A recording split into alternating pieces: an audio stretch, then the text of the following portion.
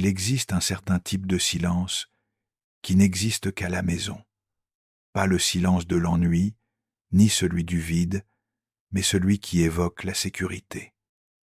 C'est cette sensation qui vous traverse lorsque vous entendez le bourdonnement lointain du réfrigérateur, le léger tic-tac d'une horloge, et que vous réalisez que, pour une fois, personne n'attend rien de vous ailleurs.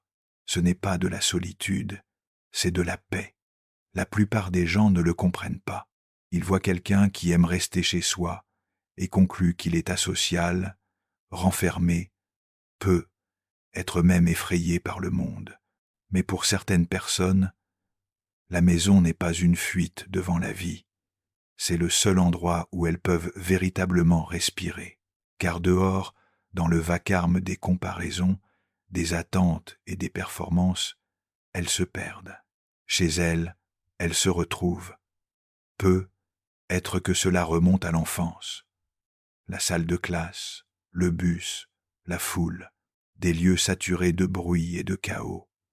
Pour certains, ces espaces ressemblaient à des épreuves de survie. Il fallait parler plus fort pour être entendu, prétendre davantage pour être accepté, sourire plus largement pour paraître bien. Alors, ils ont construit un monde intérieur à la place. Un monde plus doux, plus lent, plus indulgent. C'est ainsi que la maison est devenue plus qu'un simple lieu. Elle est devenue un sanctuaire. Les psychologues affirment que les personnes qui aiment rester chez elles présentent souvent une grande sensibilité aux stimulations extérieures. Leur cerveau traite le monde avec une intensité particulière. Les lumières vives, les sons forts, les conversations multiples peuvent ressembler à un déluge. Ainsi, le silence du foyer n'est pas une forme d'évitement, mais un retour à l'équilibre. C'est le système nerveux qui murmure « Ici, je peux enfin me reposer ». Mais soyons honnêtes, il ne s'agit pas seulement de se protéger de la surstimulation. Il y a quelque chose de plus profond, presque spirituel. La maison est le seul endroit où l'on peut retirer le masque, celui de la version sociale de nous-mêmes, celle qui sait quand sourire, quoi dire, quand rire, comment s'adapter. Cette version-là se dissout lorsque la porte se referme derrière nous. Et ce qui reste, c'est la part brute, sans filtre, celle qui n'a rien à prouver, celle qui se contente d'exister. C'est étrange, n'est-ce pas? Comment une personne peut être entourée toute la journée et pourtant se sentir invisible. Mais dès qu'elle rentre chez elle, assise près d'une fenêtre avec une tasse de thé, elle se sent enfin visible à ses propres yeux. C'est cela, la magie silencieuse de la solitude. Ce n'est pas de l'isolement, c'est une forme d'intimité, mais avec son propre être. Notre culture a tendance à glorifier l'extraversion. Nous célébrons ceux qui sont toujours occupés, toujours dehors, à faire, à publier, à performer. Nous traitons le silence comme une chose suspecte et l'immobilité comme de la paresse. Pourtant, il existe une force tranquille chez ceux qui savent être seuls, sans se sentir seuls. Ils ont compris que l'accomplissement ne se trouve pas toujours dans le bruit. Parfois, il se cache dans les pauses.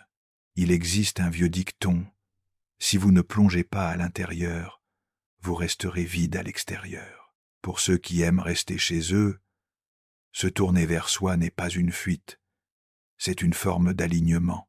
C'est ainsi qu'ils digèrent leurs émotions, récupèrent de la surstimulation et se reconnectent à ce qui est réel. Pensez-y, lorsque vous êtes constamment entouré de monde, votre identité se fragmente. Vous devenez une version différente de vous-même pour chaque public. Mais lorsque vous êtes chez vous, il n'existe qu'un seul spectateur qui compte, vous. Bien sûr, il y a une frontière subtile entre la solitude et le retrait. Même les âmes les plus introverties ont besoin de liens. Mais voilà le paradoxe. Les personnes qui aiment rester chez elles entretiennent souvent des relations plus profondes, non plus superficielles. parce qu'elles ne gaspillent pas leur énergie dans des connexions creuses.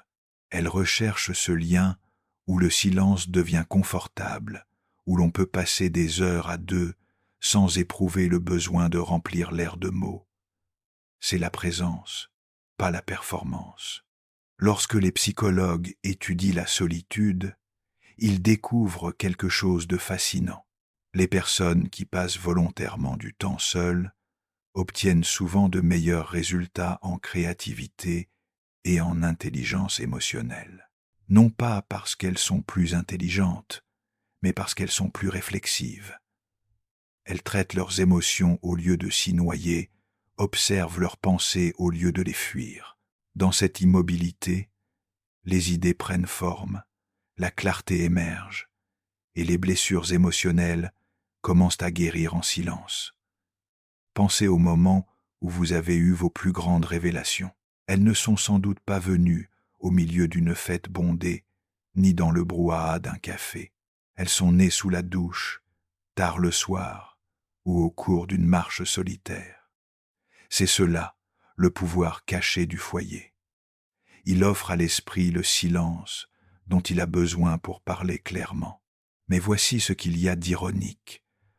Beaucoup de personnes qui aiment rester chez elles portent une forme de culpabilité secrète. Elles ont l'impression de passer à côté de la vie, que celle-ci se déroule ailleurs, et qu'elles échouent à suivre le rythme. Les réseaux sociaux amplifient ce sentiment. Photos infinies de fêtes, de voyages, de sourires, tout semble leur dire qu'elles ont tort d'aimer la tranquillité. Pourtant, la vérité est simple. Le fil d'actualité des autres n'est pas la réalité entière. Tout le monde cherche la paix. Et pour certains, la paix a simplement la forme d'un foyer. Il y a quelque chose de profondément humain dans le besoin de se retirer, de faire une pause, de se recentrer. Dans les temps anciens, les moines se retiraient dans les montagnes ou les grottes pour méditer. Aujourd'hui, d'autres le font dans leur chambre, leur coin lecture, ou un petit appartement rempli de plantes et de musique. L'élan est le même. Le besoin de retrouver le calme après le chaos. La maison est simplement le temple moderne. Sur le plan psychologique, il y a une explication à cela. Lorsque vous êtes chez vous, vous évoluez dans ce que les chercheurs appellent un environnement à faible menace. Votre corps réduit la production de cortisol, l'hormone du stress, parce qu'il n'a plus besoin de se défendre ni de performer. Voilà pourquoi vos pensées deviennent plus claires à la maison. Voilà pourquoi, parfois, vous vous sentez soudainement ému quand vous êtes seul. Vos défenses tombent et toutes les émotions contenues refont surface. C'est une forme de guérison déguisée en silence. Pourtant, tout le monde ne le comprend pas. Certains vous diront « vous devriez sortir davantage ou vous gaspillez votre jeunesse ». Ce qu'ils ignorent, c'est que rester chez soi ne signifie pas ne rien faire. C'est souvent là que se produit la croissance la plus profonde. Lire, réfléchir, écrire, rêver. Autant de révolutions silencieuses derrière des portes closes. Ceux qui aiment rester chez eux ne fuient pas le monde. Ils s'y préparent, ils se rechargent, se reconstruisent, se recentrent, et lorsqu'ils en ressortent, ils apportent avec eux la paix, pas le tumulte. Il existe aussi un réconfort psychologique dans la routine. Le cerveau aime la prévisibilité, car elle réduit l'anxiété. Lorsque vous savez où tout se trouve, lorsque votre espace vous est familier, votre esprit se détend. Pour quelqu'un qui aime rester chez soi, cette prévisibilité devient sacrée. Ce n'est pas de la monotonie, c'est une forme de régulation émotionnelle. Chaque objet, chaque petit rituel, allumer une bougie, préparer le même café chaque matin, devient une manière de dire au système nerveux « tu es en sécurité maintenant ». Et pourtant, dans un monde obsédé par la productivité, cette immobilité paraît presque rebelle. On nous enseigne que pour avoir de la valeur, il faut être visible, actif, performant. Mais ceux qui aiment rester chez eux défient silencieusement cette idée. Ils prouvent que le sens ne naît pas toujours du mouvement. Parfois, il naît de l'immobilité, de cet enracinement tranquille qui permet de remarquer la pluie tapotant contre la fenêtre, de prendre le temps de réfléchir profondément à la personne que vous êtes en train de devenir. Peu est-ce pour cela que ceux qui aiment rester chez eux possèdent un monde intérieur si riche. À force de passer du temps dans la solitude, l'imagination s'épanouit. Vous commencez à voir des liens que d'autres ne perçoivent pas, à saisir la poésie des choses ordinaires, la façon dont la lumière frappe un mur, la danse lente des poussières dans l'air, le son d'un rire lointain à travers des cloisons fines. Il y a là une beauté discrète mais indéniable. C'est une forme de bonheur plus lente qui n'a pas besoin d'être capturée ni partagée. Certains ne comprendront jamais cette forme de contentement. Pour eux, le silence est lourd et la solitude ressemble à une punition. Mais pour ceux qui aiment être chez eux, le silence n'est pas un vide, c'est une musique.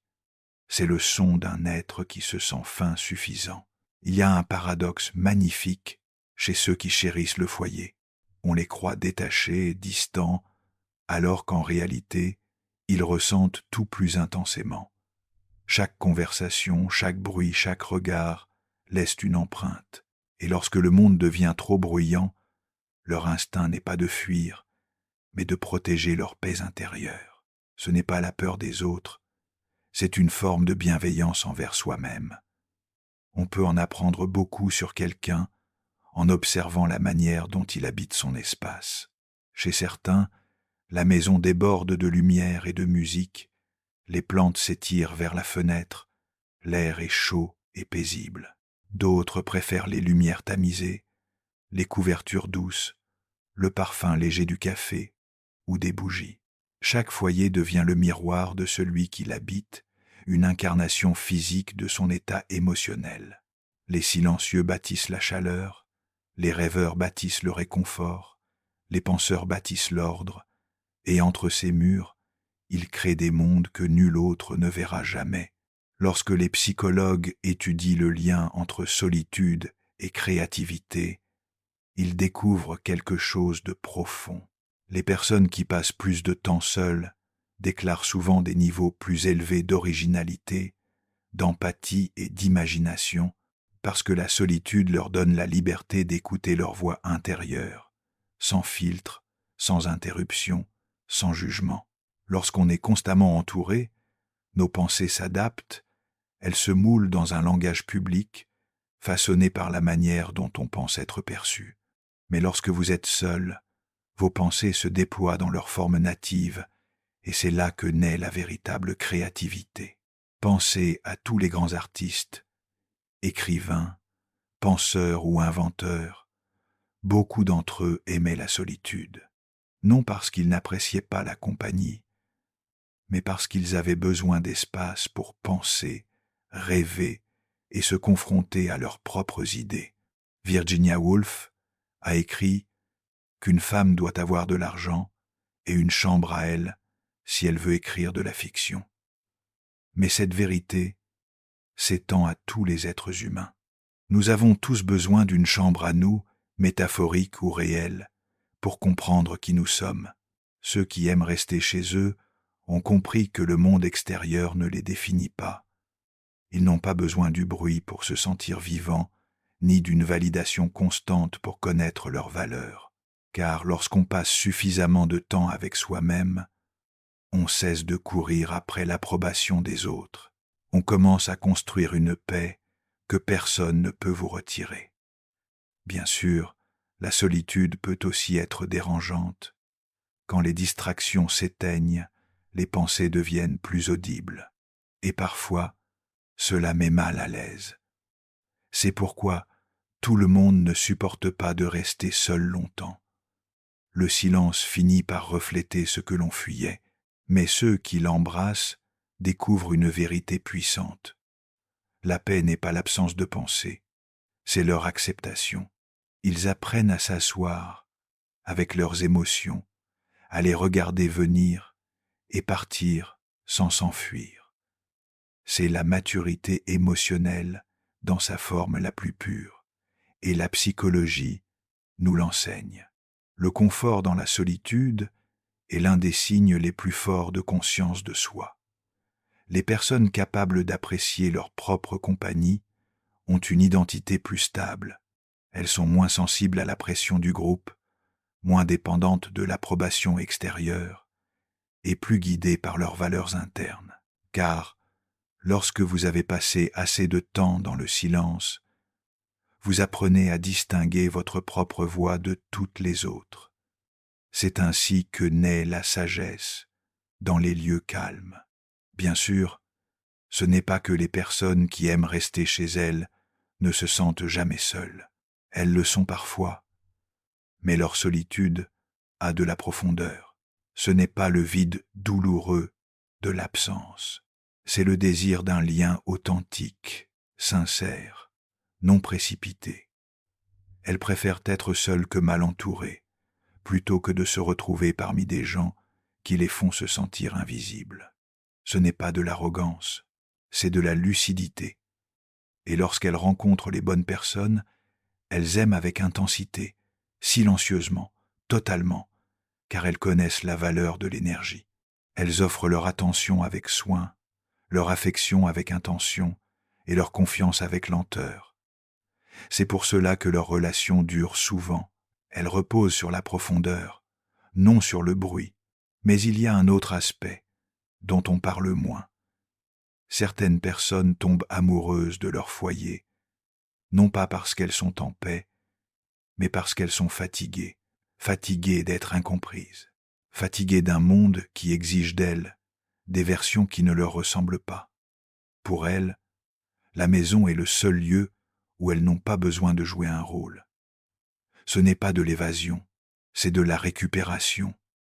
Les psychologues appellent cela la décompression émotionnelle. C'est ce qui survient lorsque vous avez passé trop de temps à prétendre. Ce moment où, en rentrant chez vous, vous ressentez soudain le besoin de vous allonger, de ne rien faire, simplement d'exister. C'est votre corps qui expire enfin. Vous avez retenu votre souffle toute la journée, géré les impressions, régulé les émotions, contenu les réactions, et lorsque vous franchissez le seuil de la porte, tout ce que vous portiez retombe. Ce n'est pas de la paresse, c'est de la guérison. Les personnes qui aiment rester chez elles possèdent souvent une sensibilité accrue à l'égard des autres. Elles absorbent les humeurs ambiantes comme des éponges.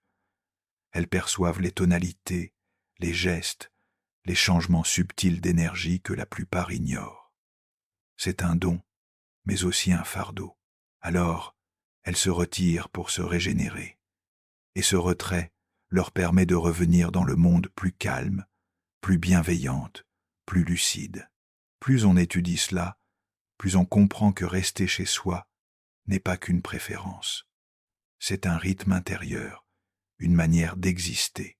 Certains sont câblés pour la stimulation extérieure. Ils s'épanouissent dans le mouvement, le contact, le tumulte. D'autres, au contraire, sont faits pour l'introspection. Ils s'épanouissent dans la structure, la lenteur et la paix. Aucun n'est supérieur à l'autre. Ce sont simplement deux façons différentes d'être humain. Mais comme la société glorifie l'agitation permanente, les natures plus silencieuses finissent souvent par croire qu'il y a quelque chose d'anormal chez elles. En vérité, elles sont simplement accordées à une autre fréquence. Et il y a de la beauté dans cette différence, car le monde a besoin des deux, ceux qui poursuivent et ceux qui contemplent, les explorateurs et les observateurs, ceux qui font le bruit et ceux qui cherchent le sens à l'intérieur de ce bruit. Et souvent, ce sont les seconds, les écouteurs, qui aident le monde à se comprendre lui-même. Ce sont eux qui traduisent le chaos en clarté, le vacarme en récit, la distraction en profondeur. C'est peu, être pour cela que tant d'écrivains, de philosophes et d'artistes se sentent le plus vivants chez eux. Ce n'est pas qu'ils fuient le monde, c'est qu'ils cherchent à le ressentir plus profondément. Ils transforment la solitude en art, l'immobilité en clarté, le silence en création. Leurs foyers deviennent l'extension de leur esprit, une toile physique de leur pensée. Chaque détail porte une intention, chaque recoin une mémoire. Mais même pour ceux qui ne sont pas artistes, la psychologie demeure la même. La maison est l'espace où nous digérons la vie. C'est là que nous trions les émotions que nous n'avons pas pu exprimer dehors. C'est là que nous revenons à nous-mêmes, après avoir été trop de versions différentes trop longtemps. Et ce retour à soi, est l'un des besoins psychologiques les plus essentiels. Car peu importe jusqu'où nous allons, la vérité reste la même. Chacun a besoin d'un lieu sûr où atterrir, un lieu où l'on peut déposer les armes et simplement être. Pour certains, ce lieu existe dans les gens. Pour d'autres, ce refuge existe dans le silence, entre quatre murs baignés d'une lumière douce. Il y a quelque chose de sacré chez ceux qui choisissent la quiétude plutôt que le spectacle. Il faut du courage pour dire non au vacarme, pour se retirer de cette nécessité incessante d'être vu, et pour redécouvrir la valeur de l'invisibilité. Car, dans cette invisibilité, quelque chose d'extraordinaire se produit.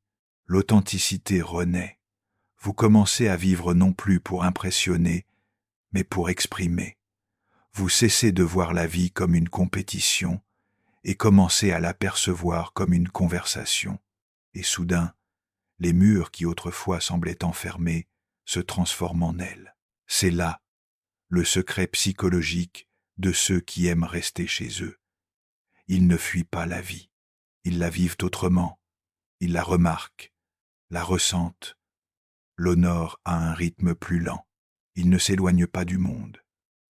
Ils recréent une version de celui-ci qui redevient humaine, un espace où le cœur peut respirer. Et lorsqu'ils sortent, lorsqu'ils décident enfin d'affronter l'extérieur, ils emportent avec eux quelque chose de rare, une énergie calme. Ils n'ajoutent pas au vacarme. Ils transportent le silence comme un don, car lorsqu'on a trouvé la paix dans la solitude, on cesse de la chercher dans le chaos. On cesse d'attendre des autres qu'ils nous fassent sentir chez soi. On porte désormais la maison en soi. Alors si vous êtes de ceux qui aiment rester à la maison, ne vous en excusez pas. Ne laissez pas le monde vous persuader que la paix est improductive ou que le confort est de la complaisance. Vous ne manquez rien. Vous vous accordez enfin. Vous accomplissez un travail intérieur que la plupart des gens sont trop distraits pour remarquer. Et ce travail, aussi silencieux qu'il paraisse, façonne tout le reste. Car lorsque le monde devient incertain, lorsque les gens cherchent un sens, ce sont souvent les êtres silencieux qui l'ont déjà trouvé, non pas dans la foule ou le tumulte, mais dans le rythme doux des jours ordinaires, la chaleur de la lumière du matin, la tendresse de la pluie du soir, le battement de votre propre cœur dans le calme d'une pièce qui, enfin, vous appartient. C'est là toute la beauté de la chose. La maison n'est pas qu'un bâtiment, c'est le reflet d'une paix gagnée, non donnée, un sanctuaire bâti de patience, de présence et d'authenticité. C'est l'endroit où vous vous rencontrez à nouveau, encore et encore, jusqu'à ce qu'un jour vous compreniez que vous n'avez jamais vraiment été seul. Vous rentriez simplement chez vous, vers vous-même. Beaucoup pensent que rester chez soi, c'est renoncer à la vie. Mais souvent, c'est tout l'inverse. C'est cesser, enfin, de fuir. Il existe une étrange sérénité quand vous ne ressentez plus la pression d'accepter chaque invitation, chaque tendance, chaque plan du week-end qui promet le plaisir mais offre l'épuisement.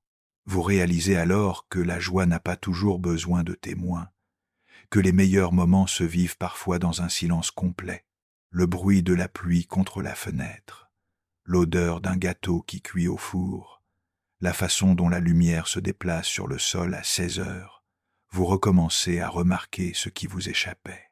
La manière dont votre cœur se calme lorsque le monde extérieur s'éloigne, la satisfaction discrète d'avancer à votre rythme, la clarté qui naît quand votre esprit n'a plus à se battre pour trouver sa place dans le vacarme des autres. Ce n'est pas de l'isolement, c'est une réconciliation avec votre propre esprit. Et pourtant, même dans cette paix subsiste un léger sentiment de culpabilité, car nous vivons dans un monde qui glorifie la visibilité, où être vu semble équivaloir à exister. Si vous ne publiez pas, si vous ne sortez pas, si vous ne participez pas à la course collective, on croit que vous disparaissez. Mais peu. Être que s'effacer aux yeux des autres, c'est justement se remettre au point pour soi-même. Peu. Être que mener une vie silencieuse n'est pas disparaître, mais enfin, exister sans artifice. Chez soi, on apprend que la solitude n'est pas l'absence de liens, mais le bouton de réinitialisation qui rend les liens véritables possibles. On comprend que toutes les amitiés n'ont pas besoin de mise à jour quotidienne, que tous les rêves n'ont pas besoin de public, et que chaque journée n'a pas besoin d'être productive pour être précieuse. Il y a de la beauté dans la vie invisible, dans les instants sans applaudissements, dans les progrès que vous seul pouvez sentir. Et être est cela le secret. Les personnes qui aiment rester chez elles ne fuient pas la vie. Elles marchent vers elle, lentement, intentionnellement, sans le bruit. Elles redécouvrent ce que signifie simplement être. Non pour impressionner, ni pour accomplir, mais pour ressentir. Parce que parfois, le geste le plus courageux que vous puissiez poser, c'est de ne rien faire du tout. Juste vous asseoir en silence, en votre propre compagnie, et réaliser qu'enfin vous êtes suffisant.